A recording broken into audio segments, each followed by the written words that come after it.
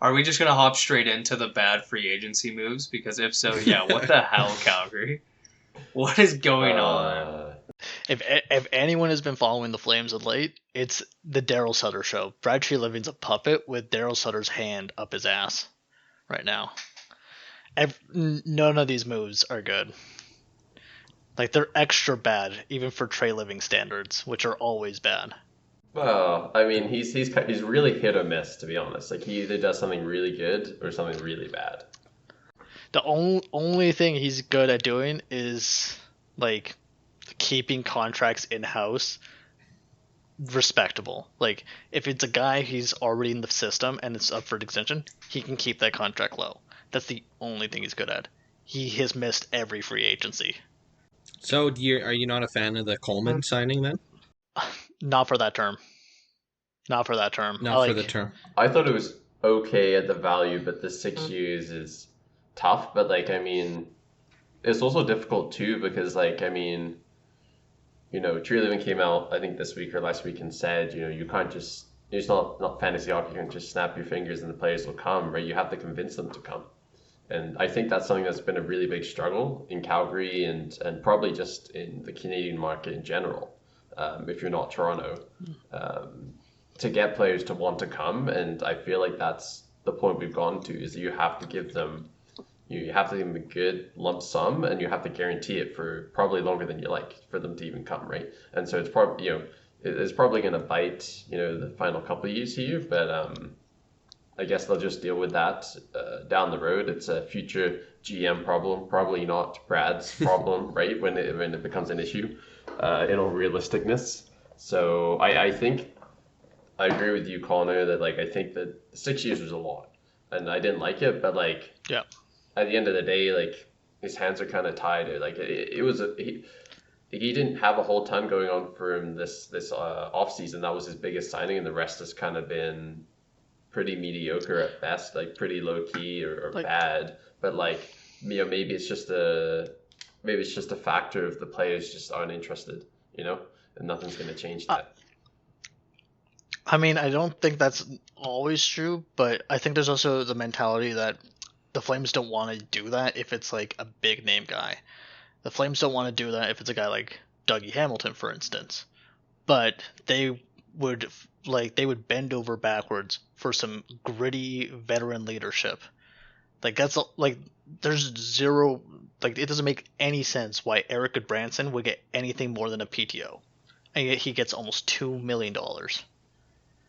The worst defenseman in the league getting $2 million and taking a spot away from like a rookie defenseman or one of the young defensemen that has played. Just it's poor management. I do agree with James's point, though. Like, Alan Walsh, the agent, said it perfectly. If any player has a no trade list, like a modified one where you can put, only 7 teams you can put to not get traded to, it's every Canadian team. Like, players hate playing in Canada. And that's definitely that could be a discussion we could have, about a bit how silly it is that players don't want to play in the cities that will make them money. And that's for sure something we can tackle. But unfortunately, it's the reality of the league right now. And I think Calgary has to kind of bend around that just to make it work.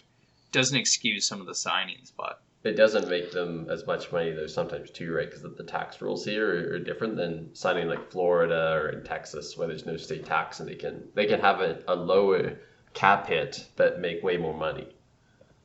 no, absolutely. But you see players talk about they don't want to play in big markets. Yeah, with the fans are passionate. sponsorships and stuff like that. Yeah, I gotcha. And it's just so strange to me. Like, you'll never see an NBA star not want to go to the number one fan base and the number one team. Like, this seems like an only hockey thing. Like, the NHL would be happy if all 32 teams were in Florida and no fans came to any game. They would just be so happy for that. Yeah, it's kind of weird, hey? I do want to bring up a point that I'll ask the Flames fans. Don't want to drive the knife in a bit too much. But who would you rather have on your team? Eric Goodbranson, Blake Coleman, and who's the other guy you just signed? Nikita Zadorov, or Jack Eichel and $500,000 in cap space? Jack Eichel, Jack Eichel could miss the next 2 seasons rehabbing his injury, and I'd still take that.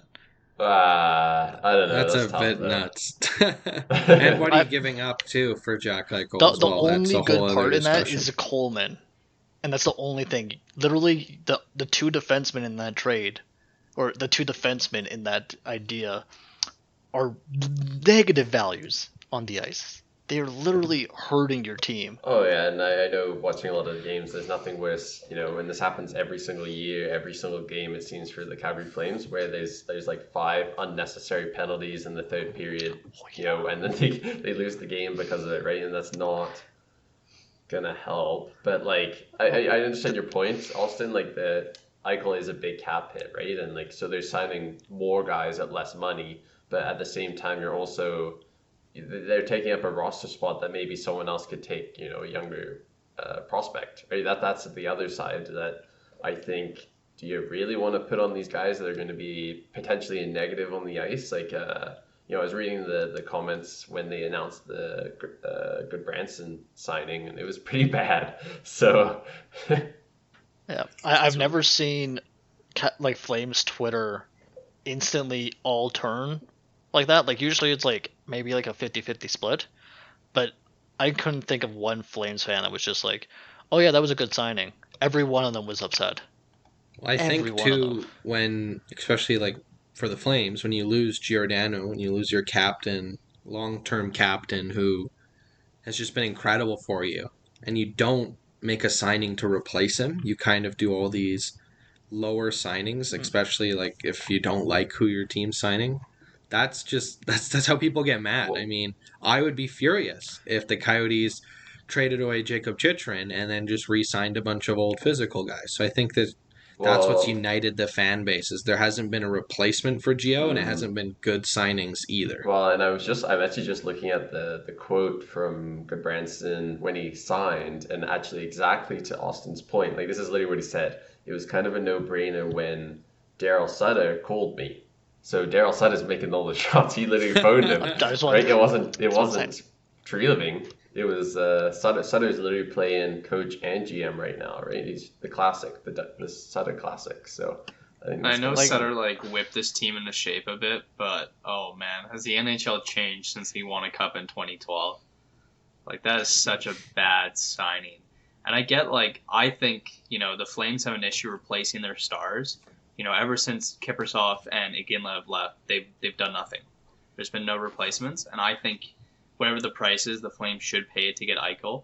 But even then, there was guys that are cheaper. You don't think the Flames could have found a first round pick and a goalie prospect that Florida gave for Sam Reinhart? If I you were would have Sam given, Reinhart on this team, that would have been Oh, I know. massive. I thought for sure they were going to try and go for him, but dude. Give up next year's first round. Give up Dustin Wolf, and then maybe like Poirier, a defenseman prospect. That's already a bigger package than what Florida gave up. And then at the draft, you get Wallstead at fucking 12, or Costa because they were both available, and both would have been a better goalie prospect. It blows my mind. Like I understand Treliving's point that there are people who don't want to come here, but you need to be vicious in the trade market.